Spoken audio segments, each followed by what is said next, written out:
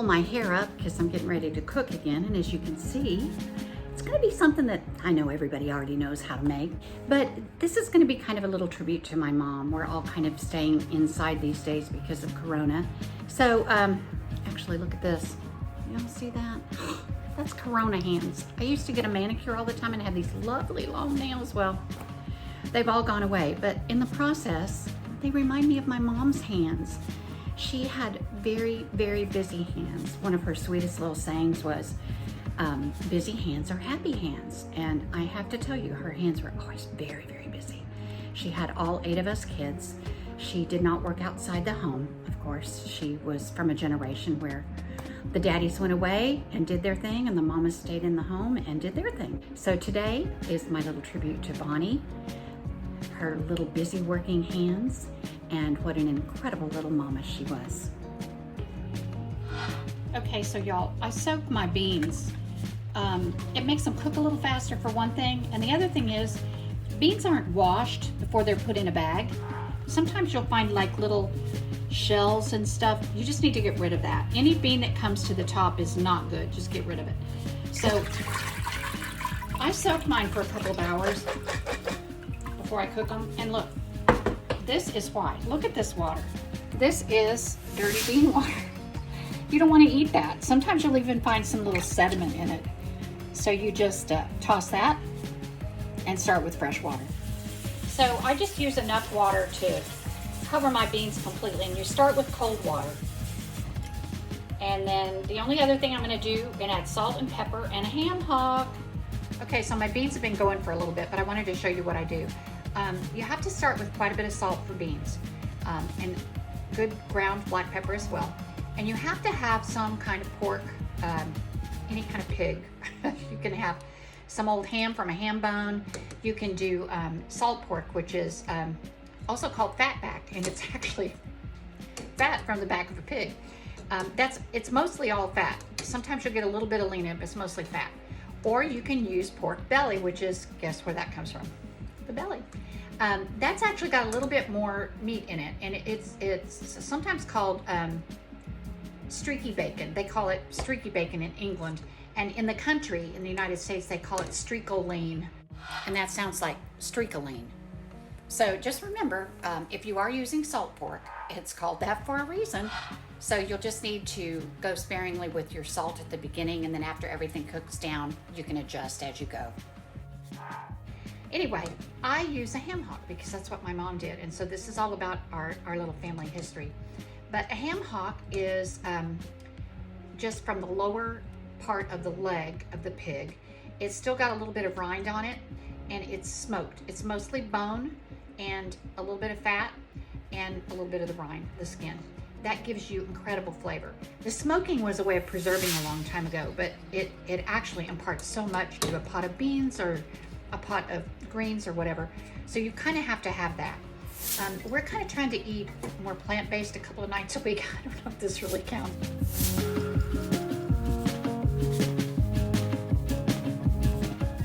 So this has been cooking for about 2 hours.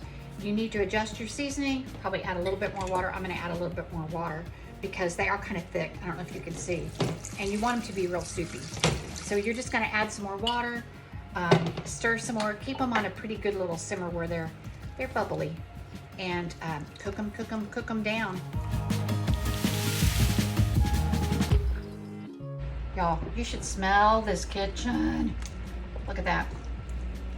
What I'm gonna do later is I'll take the ham hock out. I told you there's not very much meat on it, but I'll take the ham hock out anyway, and I'll just put it on a little cutting board, and I'll chop off a few little pieces of meat and put them back in there.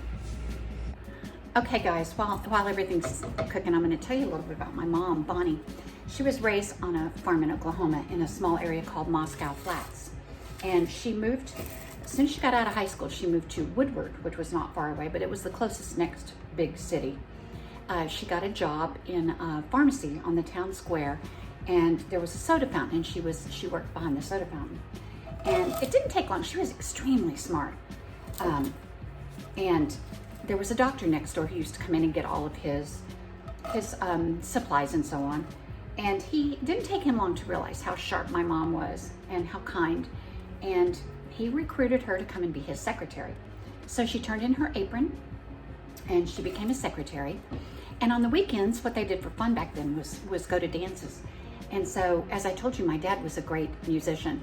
And even though he had a Singer sewing machine store for his full-time work, he played with Bob Wills and his Texas Playboys on the weekends. They traveled around doing dances. And my dad was the fiddler. And he was a dandy. He was one of the original sharp-dressed men way back when. So they married, met at one of the dances, and my dad scooped her away. As I told you, he wagged her all over this country. But within the first year of marriage, they'd moved 3 times, and I was born. They ended up back in Illinois, not far from his family. And my mom will tell the story that from then on, he continued to have businesses and she continued to have babies. And she seldom ever had, as she would say, she was very G-rated. She never had a pot to potty in or a window to throw it out of, for the most part. And she was so resourceful, such an amazing cook, a wonderful housekeeper, a wise woman, an excellent wife in every regard. Okay, what we're gonna do now is, I'm gonna tell you about cornbread. Of course, when I was growing up, my mom made really good yellow cornbread. My dad used to crumble it up. He'd eat 1 bowl of beans with cornbread in it. Then he'd eat another bowl of beans with cornbread in it. And then for dessert, he always had these really cool little aluminum glasses, and we would keep them in the freezer, and when it was time for supper, we'd pour Daddy a glass of milk in the aluminum cup, and it kept it really icy cold. So by the time he finished a couple of bowls of beans and a couple of pieces of cornbread, he would have a little bit of milk left, and so he'd crumble that piece of cornbread in his milk and stir it up, and it made this slop that I thought was really kind of nasty, but he loved it, and so that was part of our growing up. And so we've always done cornbread with our beans. As I told you earlier, nutritionist Maddie has us kind of watching more of what we're eating. And so my cornbread that I've kind of evolved a recipe for over the years was, sad to say, it was 1 box of Jiffy cornbread and a half a box of Jiffy yellow cake mix. It made it sweet and really light. Probably not a true Southern cornbread, but it was very, very good.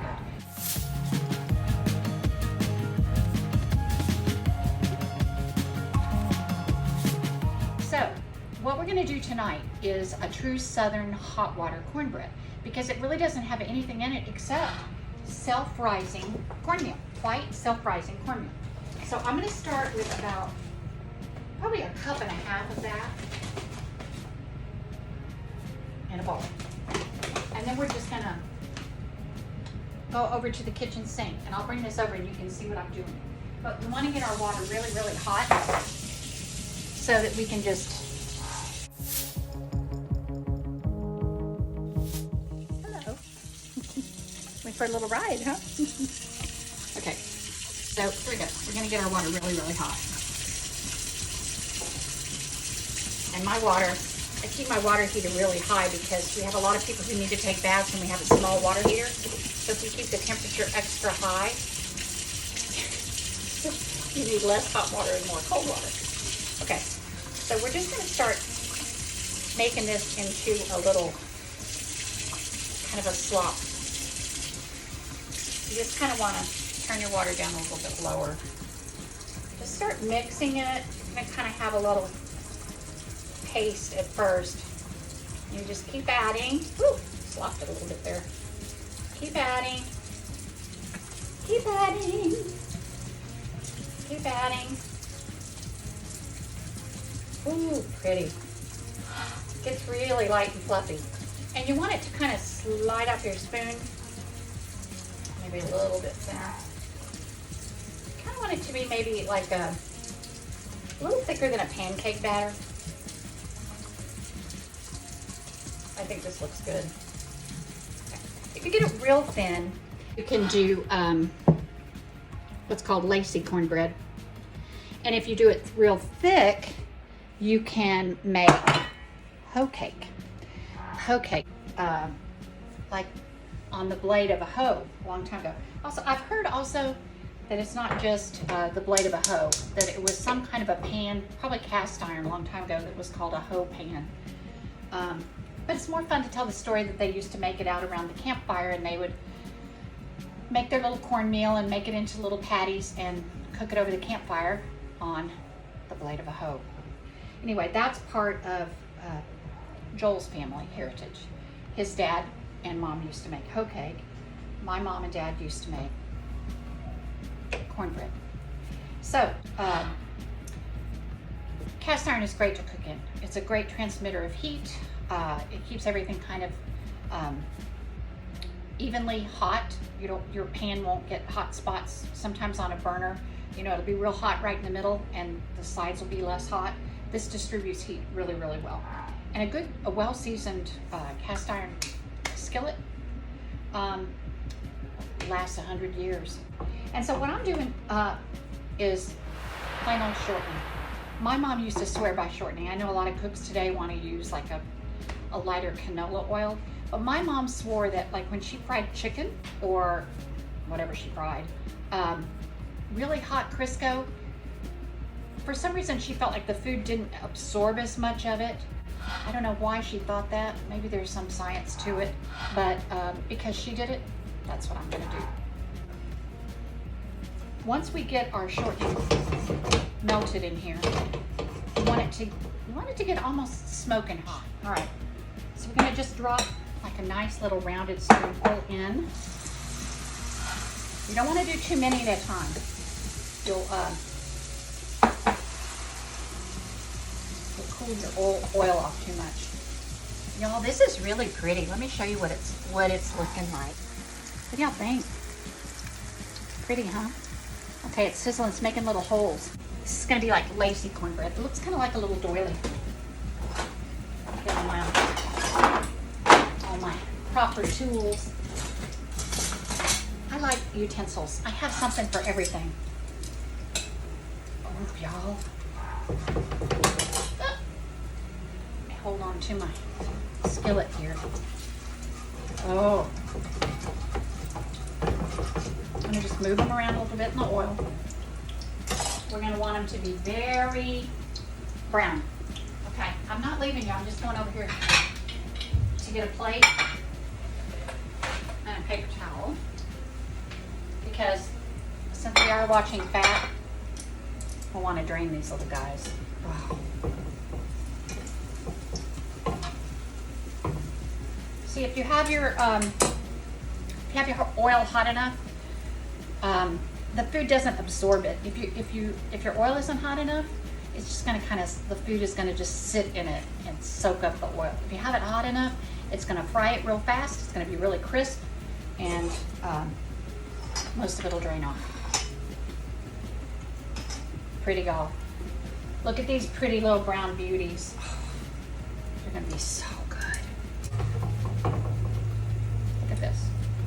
Look at that. Isn't that pretty? Okay. Let me drain that off. Look at this. Isn't that cute? Oh, delicious. Pretty. I hope y'all will try this. I think you'll like it. I'm gonna go cook some more. Grandpa likes hot and spicy. He likes anything with a little kick to it. So I did go out to the garden and I picked some little, both red and green jalapenos. And I'm gonna put some of those in the batter for a few of Grandpa's little hot water cornbreads.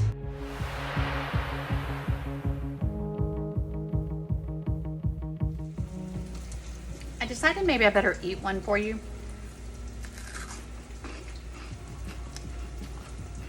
See, listen to that.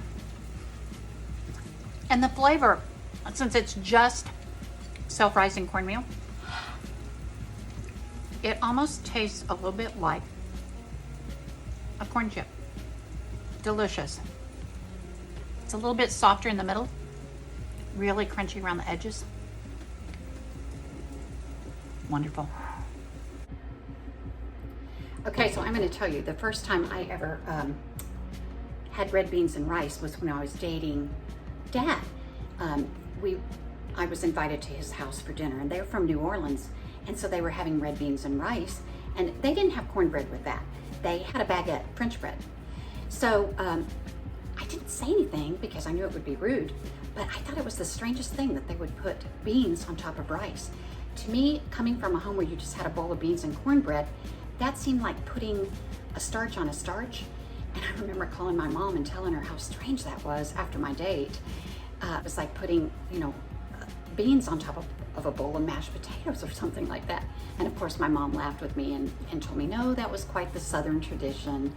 And of course, since then it's become something we truly love. And I've incorporated that into our family.